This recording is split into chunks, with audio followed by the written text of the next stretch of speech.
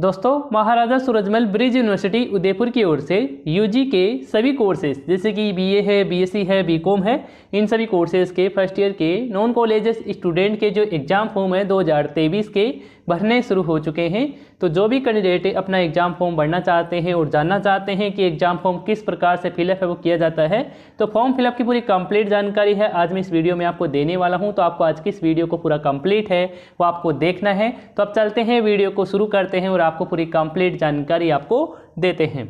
तो दोस्तों, आपको यूजी पीजी के किसी भी कोर्सेज के लिए अपना एग्जाम फॉर्म भरने के लिए सबसे पहले आपको महाराजा सूरजमल ब्रिज यूनिवर्सिटी के मेन एग्जामिनेशन पोर्टल पर आपको विजिट करना होगा।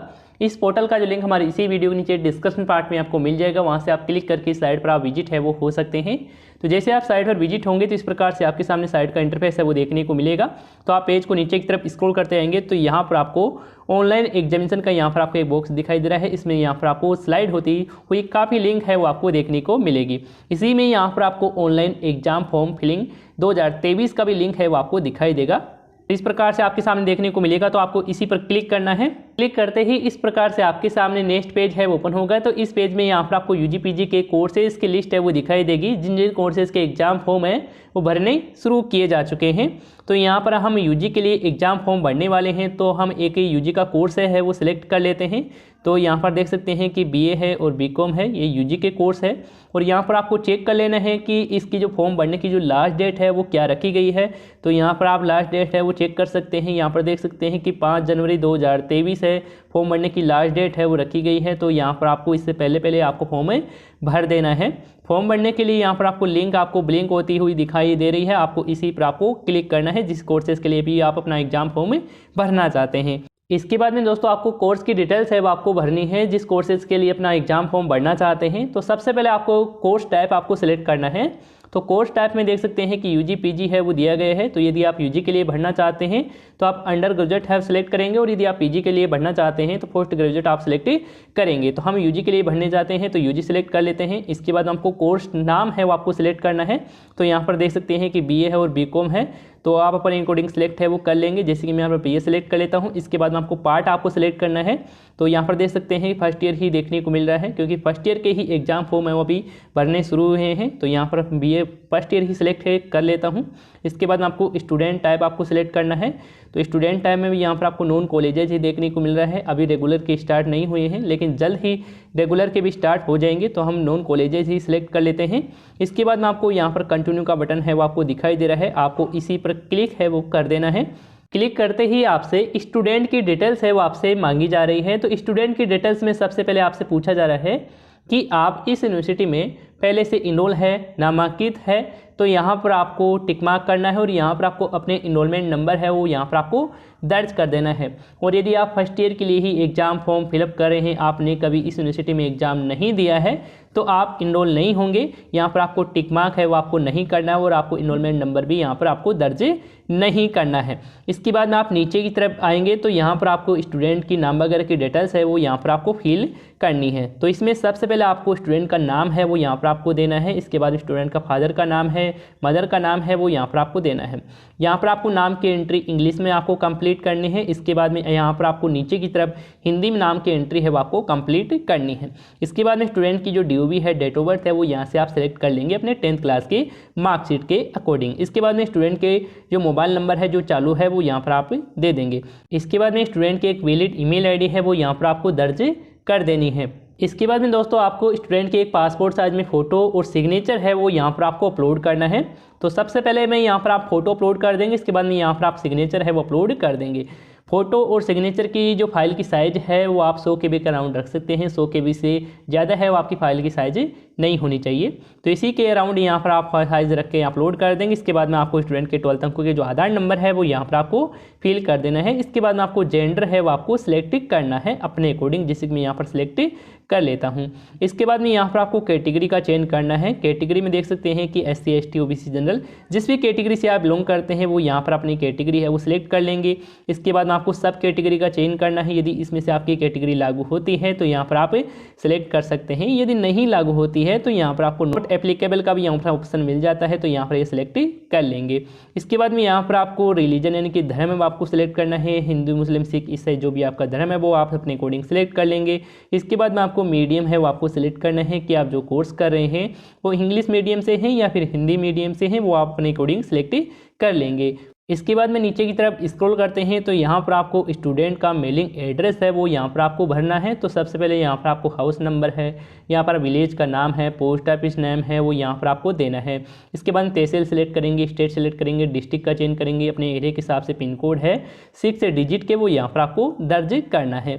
इसके बाद में आप नीचे की तरफ स्क्रॉल करते हैं तो यहाँ पर आपको प्रीवियस ईयर की एजुकेशन की डिटेल्स है वो आपको भरनी है। तो सबसे पहले आपसे यहाँ पर देख सकते हैं 12th क्लास की जानकारी मांगी जा रही है। तो सबसे पहले आप बोर्ड का चयन करने हैं कि आपने 12th क्लास कौन से बोर्ड से आपने पासिंग की है, जैसे कि आरबीसी है, सीबीएसई है या फिर और किसी बोर्ड से किया है तो अदर आप सिलेक्ट कर सकते हैं, जिसके मैं यहाँ पर आरबीसी है वो सिलेक्ट कर लेता हूँ। इसके बाद में यहाँ पर आपको अपनी पासिंग ईयर है वो आपको सिलेक्ट करना है, रोल नंबर डालेंगे, प्राप्तांक डालेंगे, टोटल मार्क्स डालेंगे और रिजल्ट है वो यहाँ पर आपका क्या था वो आप दे देंगे। इसके बाद में आप नीचे की तरफ स्क्रॉल करते हैं तो यहाँ पर आपको अपनी 10th क्लास की भी जानकारी है वो आपको दर्ज करनी होगी। तो इसमें भी यहाँ पर आपको बोर्ड का चेंज कर लेना है, जो भी बोर्ड है। इसके बाद में यहाँ पर आपको पासिंग ईयर, रोल नंबर, प्राप्तांक, टोटल मार्क्स और रिजल्ट टाइप है वो आप दे देंगे। नीचे की तरफ आप स्क्रॉल करते हैं तो यहाँ पर आपको अपनी 12th क्लास की जो मार्कशीट है वो यहाँ पर आपको अपलोड करनी है। मार्कशीट की जो फाइल की जो साइज है वो आप 500 KB के राउंड आप रख सकते हैं, जेपीजी फॉर्मेट में ही आप अपलोड करेंगे। इसके बाद में आप नीचे की तरफ स्क्रॉल करते हैं तो यहाँ पर आपको 10th क्लास की मार्कशीट भी अपलोड है वो आपको करनी होगी। मार्कशीट वगैरह है वो अपलोड कर देने के बाद आप पेज को नीचे की तरफ स्क्रॉल करते हैं तो यहाँ पर आपको सब्जेक्ट पेपर डिटेल्स की यहाँ पर आपको जानकारी देना है। तो इसमें सबसे पहले यहाँ पर आपको कॉलेज डिस्ट्रिक्ट का चयन है वो आपको करना है। तो कॉलेज डिस्ट्रिक्ट में देख सकते हैं कि भरतपुर है और धौलपुर है। तो आप जिस भी ज़िले से आप अपनी कोर्स है वो करना चाहते हैं वो यहाँ पर आप अपने अकॉर्डिंग सेलेक्ट कर लेंगे, जैसे कि मैं यहाँ पर भरतपुर ही सिलेक्ट कर लेता हूँ। इसके बाद में आपको कॉलेज का नाम है वो आपको सिलेक्ट कर लेना है। तो जिस कॉलेज से आप अपना कोर्स करना चाहते हैं वो आप अपने अकॉर्डिंग सेलेक्ट कर लेंगे। इसके बाद में दोस्तों यहाँ पर आपको सब्जेक्ट है वो देखने को मिल जाती है। तो यहाँ पर आपको अपनी 3 सब्जेक्ट है वो आपको सिलेक्ट है वो आपको कर लेनी है। तो जो भी आप रखना चाहते हैं वो आप अपने अकॉर्डिंग कर सकते हैं। क्लिक करते ही आपके सामने आपकी जो सभी सब्जेक्ट है वो देखने को मिल जाती है। तो आप नीचे की तरफ स्क्रॉल करते आएंगे और यहाँ पर आपको प्रीव्यू का बटन है वो आपको दिखाई दे रहा है। तो आपको प्रीव्यू बटन पर आपको क्लिक कर देना है। जैसे आप प्रीव्यू बटन पर क्लिक करेंगे तो आपको आप फॉर्म का एक बार प्रीव्यू है वो दिखाया जाएगा। तो यहाँ पर आप एक बार फॉर्म को अच्छे से ध्यान से आपको चेक कर लेना है, यानी कि आपने जो भी फॉर्म में जानकारी दर्ज की है पूरी जानकारी सही है। इसके बाद में ही आपको सबमिट वाले बटन पर आपको क्लिक करना है। इसके बाद में इस प्रकार से पॉपअप मैसेज है वो दिखाई देगा। तो यहाँ पर आपको ओके पर आपको क्लिक करना है। बाद में दोस्तों आपके सामने पेमेंट इनवॉइस है वो देखने को मिल जाते हैं। तो इस पेमेंट इनवॉइस में यहाँ पर आपको फॉर्म का रेफरेंस नंबर है वो आपको दिखाई दे रहा है। तो इसको आपको नोट है वो आपको जरूर कर लेना है, क्योंकि आप जब पेमेंट करेंगे और पेमेंट करते समय आपका पेमेंट फेल्ड हो जाता है या अटक जाता है तो आप उसका फॉर्म का स्टेटस है, पेमेंट का स्टेटस है वो इस फॉर्म नंबर के माध्यम से आप जान सकते हैं। और यहाँ पर भी आप चेक कर लेंगे कि यहाँ पर आपने जो भी जानकारी दर्ज करे हैं वो यहाँ पर आपके सामने एक साथ देखने को मिल जाती है। तो यहाँ से भी अपनी जानकारी चेक करने के बाद में ही आपको पेमेंट है वो आपको करना है। करने के लिए आप पेज को नीचे की तरफ स्क्रॉल करेंगे तो यहाँ पर आपको टोटल फीस है वो देखने को मिल जाती है, कितनी आपकी एग्जाम फॉर्म की फीस लग रही है। और यहाँ पर आपको सिलेक्ट करना है कि यहाँ पर आप कौन से पेमेंट गेटवे से अपना पेमेंट है वो डेबिट करवाना चाहते हैं, जैसे कि यहाँ पर आपके सामने ICI का और यहाँ पर आपको दूसरा भी एक पेमेंट गेटवे है वो देखने को मिल जाता है। तो मैं ये ICI ही वाला ही रहने देता हूँ।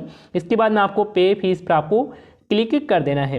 इसके बाद में इस प्रकार से आपके सामने जीपे का पेमेंट गेटवे है ओपन हो जाता है। तो दोस्तों इसमें देख सकते हैं कि यहाँ पर आप जो पेमेंट है वो net banking, debit card, credit card, UPI के माध्यम से आप पेमेंट है वो करवा सकते हैं। तो मैं यहाँ पर डेबिट कार्ड वाला ऑप्शन ही सिलेक्ट है वो कर लेता हूँ। इसके बाद में इस प्रकार से आपके सामने देखने को मिलेगा। तो यहाँ पर आपके पास जो डेबिट कार्ड है वो रुपए डेबिट कार्ड है, तो यहाँ पर आपको टिक मार्क कर देना है। यदि आपका अदर कोई डेबिट कार्ड है तो यहाँ पर आपको यही टिक मार्क है वो आपको रहने देना है।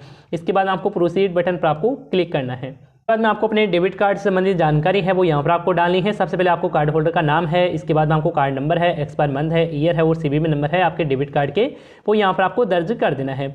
इसके बाद में ये जानकारी कंप्लीट दर्ज कर देने के बाद आपको कंटिन्यू बटन पर क्लिक कर देना है। जैसे आप कंटिन्यू बटन पर क्लिक करेंगे तो आपके डेबिट कार्ड से कनेक्टेड बैंक से मोबाइल पर एक OTP आएगा, OTP डाल देंगे। इसके बाद में आपका पेमेंट है वो सक्सेसफुली हो जाएगा। जैसे आपका पेमेंट है वो सक्सेसफुली हो जाए तो इसके बाद में आपके सामने एग्जाम फॉर्म का जो फाइनल प्रिंट आउट है वो देखने को मिल जाएगा। उसका जो फाइनल जो प्रिंट आउट है वो आपको निकलवा लेना है। इसके बाद में आपको अपने जो दस्तावेज है, जो भी डॉक्यूमेंट वगैरह है वो अटैच करके आपको अपनी कॉलेज में जाकर आपको जमा है वो आपको करवाना होगा।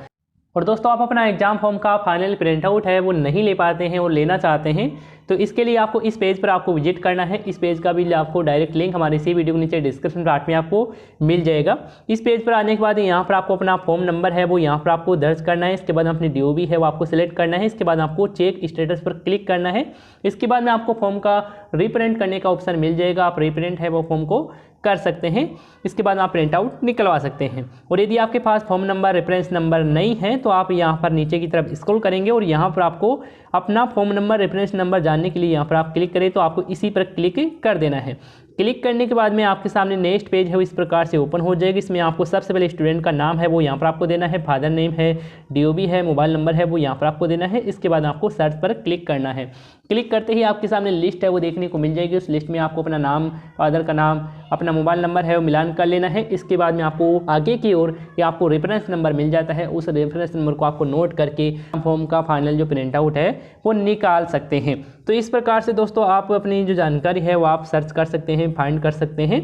तो इस प्रकार से आप महाराजा सूरजमल ब्रिज यूनिवर्सिटी के एग्जामिनेशन फॉर्म है वो अपने मोबाइल फोन के द्वारा भर सकते हैं। और यदि आपको इसी से रिलेटेड किसी प्रकार का सवाल है, सुझाव है तो आप हमें कमेंट बॉक्स में आप जरूर बता सकते हैं। तो इस वीडियो में इतना ही, मिलते हैं किसी और नई वीडियो में। तब तक के लिए धन्यवाद दोस्तों।